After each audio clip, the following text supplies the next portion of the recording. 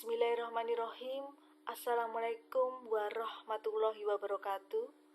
Asyhadu an la ilaha illallah wa asyhadu anna Muhammadar Rasulullah. Allahumma sholli ala Sayyidina Muhammad wa ala ali Sayyidina Muhammad. Kama sholaita ala Sayyidina Ibrahim wa ala ali Sayyidina Ibrahim.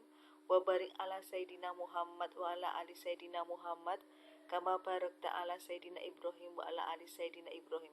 Fil alamina innaka hamidum majid.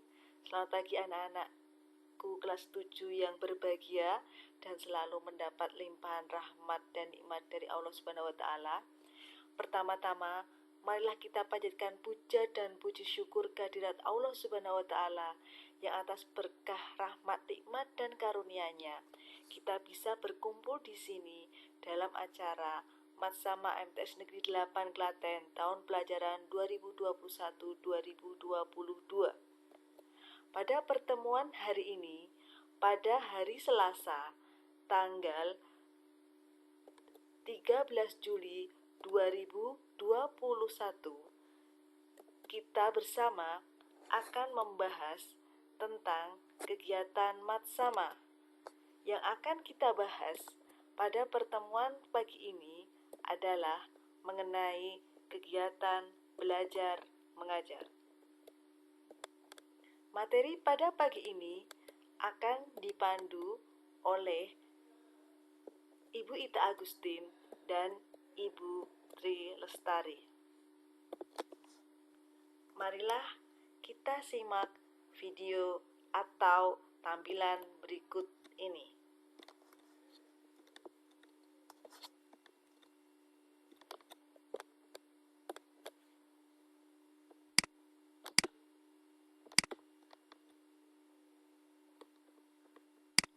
Masa ta'aruf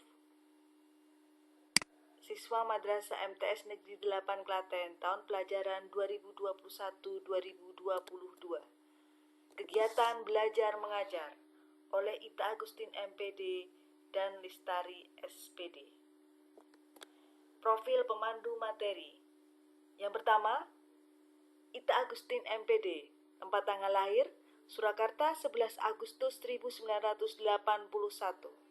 Mapel yang diampu IPA dan SKI. Alamat Begalon RT 2 RW 4 Panularan Lawean Solo. Email agisaita@gmail.com. Yang kedua, Lestari SPD, tempat tanggal lahir Klaten 17 Oktober 1984. Mapel yang diampu matematika. Alamat Grogol Sambirejo Ngawen Gunung Kidul. Email lestari.mtsnkarangdowo@gmail.com. Anak-anak, karena keadaan pandemi COVID-19 di Indonesia, maka terjadi perubahan dalam kegiatan belajar mengajar. Kegiatan belajar mengajar yang tadinya berlangsung secara tatap muka atau dalam keadaan luring berubah menjadi kegiatan BDR belajar dari rumah atau daring. Tujuan BDR belajar dari rumah berdasarkan SE Sekretaris Jenderal Kemdikbud nomor 15 tahun 2020 adalah 1. Memastikan pemenuhan hak peserta didik agar tetap mendapat pelayanan pendidikan. 2.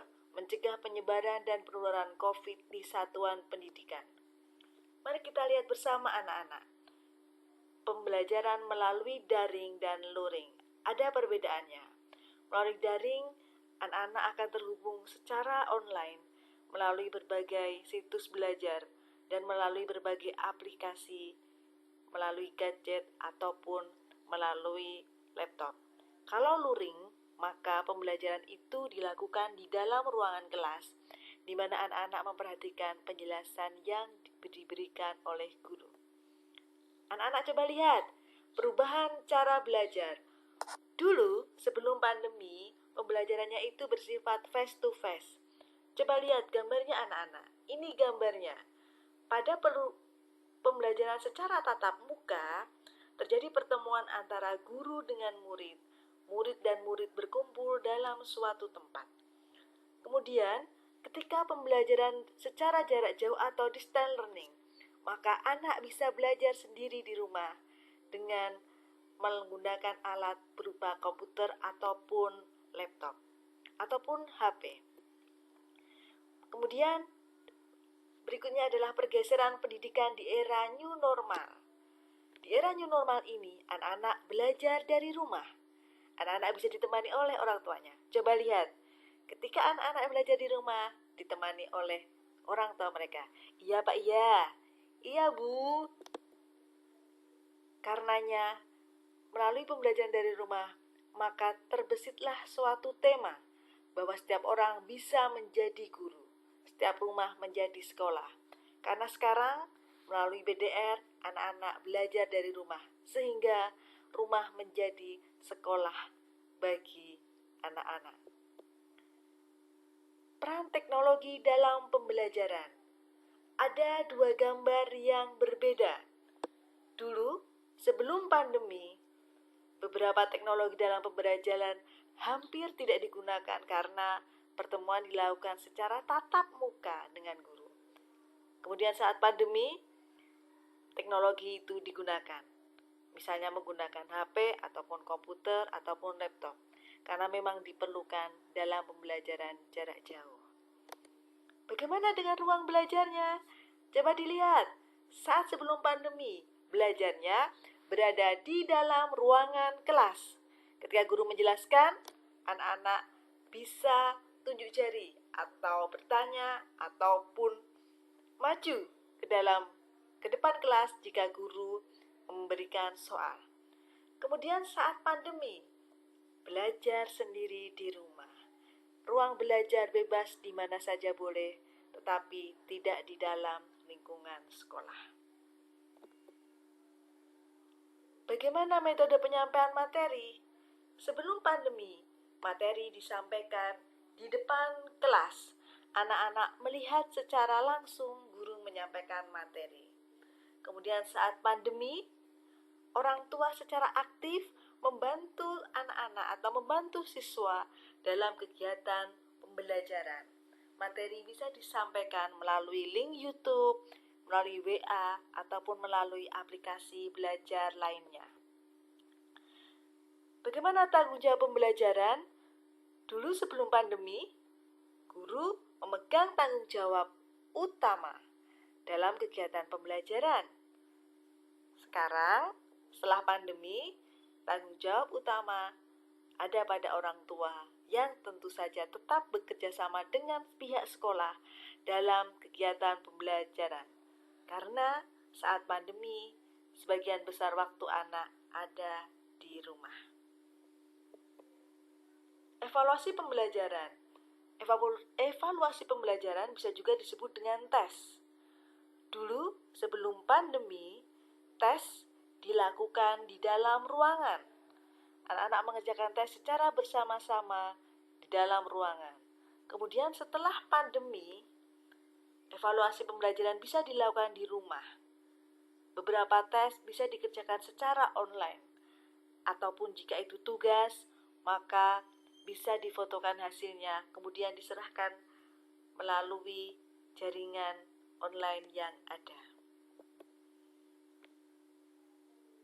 Berikut ini beberapa proses pembelajaran anak agar anak tetap aktif. Yang pertama, belajar itu harus interaktif. Nah, interaktif itu harus ada komunikasi antara anak dengan pendidik.